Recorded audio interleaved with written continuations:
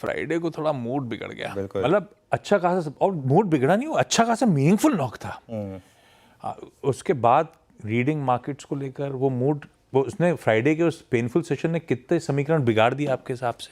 बिल्कुल, देखिए फ्राइडे को जो हो गया वो हो गया, अब हमें आगे बिल्कुल देखना है ना, तो रियर व्यू में देख के क्या फ़ायदा है। ये एक्सपायरी वाला हफ्ता है और आज से मंथली एक्सपायरी के हफ्ते की शुरुआत होगी, और इसमें बीच में एक सैंडविच, ये पूरा का पूरा जो वीक है ये बीच में छुट्टी है वेंसडे की।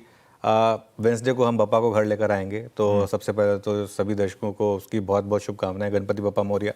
और आशीष, आपको याद होगा ये बात हमने की भी थी जब जन्माष्टमी थी, कि जन्माष्टमी से लेकर गणेश चतुर्थी का फेज जो होता है वो मार्केट के लिए अच्छा होता है। और तब मार्केट को शायद एक डिवाइन इंटरवेंशन की जरूरत थी, जो मर्जी कह लीजिए मार्केट के लिए। पिछले 2 हफ्ते अच्छे रहे, अगर आप फ्राइडे को इंक्लूड भी कर लें तब भी अच्छे रहे 2 हफ्ते।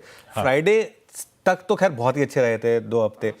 शुक्रवार को जैसा आपने बोला थोड़ा मूड खराब हुआ, लेकिन Nifty 20 day exponential moving average के ऊपर बंद हुआ है। ओके, तो अभी तक तो दिक्कत नहीं है। फ्राइडे को वो जो हम एक हमारी अप्रोच थी कि ट्रेलिंग स्टॉप लॉस के साथ काम करें, 24,950 का वो ट्रेलिंग स्टॉप लॉस था। सुबह बात हुई थी कि अगर वो गिफ्ट निफ्टी सही है और वो क्रॉस ब्रीच हो तो आप अपनी लॉन्ग पोजीशन से बाहर हो जाइए, लेकिन फिर भी आपको 600 पॉइंट की स्विंग मिलेगी।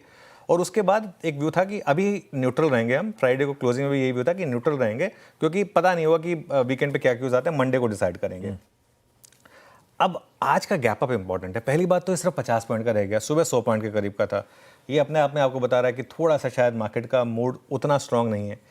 अब अगर निफ्टी 24,800 के नीचे जाए तो मुझे लग रहा है कि फिर सिस्टम में शॉर्ट ट्रेड ट्रिगर होगी। लेकिन अगर आप 24,950 के ऊपर बंद हो गए, बंद होना जरूरी है, देखिए दोनों चीज़ें जो बोल रहा हूँ बंद के हिसाब से बोल रहा हूँ, तो फिर वो बाय ऑन डिप्स की ट्रेड की वापस शुरुआत होगी। और एक चीज़ आपको बताऊँ, ये सीरीज शुरू हुई थी एग्जैक्टली 1 को, तो इस महीने के जो चेंज है वो सीरीज के चेंज है। इस सीरीज में निफ्टी कुल मिलाकर 0 सन्नाटा, मतलब 100 पॉइंट ऊपर है कुल मिला के। इतना सब कुछ हो गया, वॉलेटिलिटी। निफ्टी का 1 महीने का चार्ट रख दीजिए या दिस मंथ का चार्ट रख दीजिए, निफ्टी का 100 पॉइंट ऊपर कुल मिलाकर। ये देखिए, ये आपकी स्क्रीन पर है ना, ये इतनी ज़्यादा वॉलेटिलिटी है। लेकिन इसमें आप एक चीज़ देखिए, अच्छी बात ये रही कि पहले गिरे फिर चले, वो उल्टा नहीं हुआ। तो ये उस हिसाब से ये जो मंथ है ये काफ़ी अच्छा रहा। लेकिन at the end of the day ये सीरीज किसके नाम रही? ऑप्शन राइटर्स के नाम। क्योंकि अगर पूरी सीरीज में निफ्टी 100 पॉइंट चले, वो भी लंबी सीरीज में, तो ऑप्शन राइटर का वो सबसे ज़्यादा पैसा बन गया यहाँ पर। सितंबर मुझे लग रहा है ट्रेंडिंग महीना होगा। सितंबर ट्रेंडिंग महीना हो सकता है मार्केट के लिए। अगर आप 24,800 को होल्ड कर जाएं, और अगर ये जीएसटी वाली खबर थोड़ी पॉजिटिव हो जाए, मान लीजिए थोड़ा सा ही डिसाइड हो जाए कि हम वेट नहीं करेंगे दिवाली तक, उससे पहले ही हम इंप्लीमेंट करेंगे, ये मार्केट के लिए एक बहुत बड़ा फैक्टर हो सकता है। Let's wait and watch. September could be a big month.